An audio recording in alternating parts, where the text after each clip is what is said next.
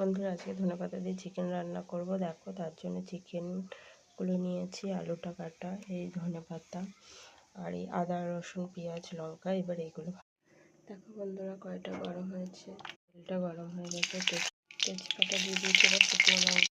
বন্ধুরা দেখো, আমার মশলাটা ভাজা হয়ে গেছে। এবার আলুটা ফ্রাই,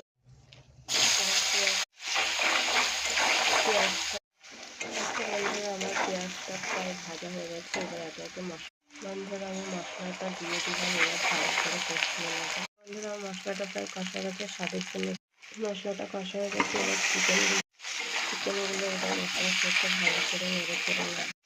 বন্ধুরা আমার চিকেনটা প্রায় কষানো হয়ে গেছে। এবার ধনেপাতাটা দিয়ে দেবো। বন্ধুরা আমার চিকেনটা কষা হয়ে গেছে।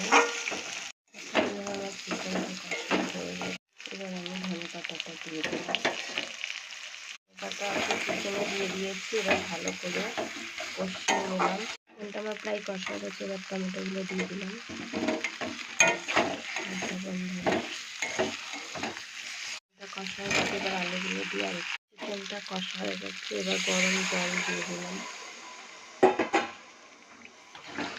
চিকেনটা এবার একটু দেখো বন্ধুরা, আমার চিকেন রান্না কমপ্লিট হয়ে এসেছে। এবার গরম মশলা দিয়ে নামাই। দেখো বন্ধুরা, আমার চিকেন হয়ে গেছে। এবার গরম মশলা দিয়ে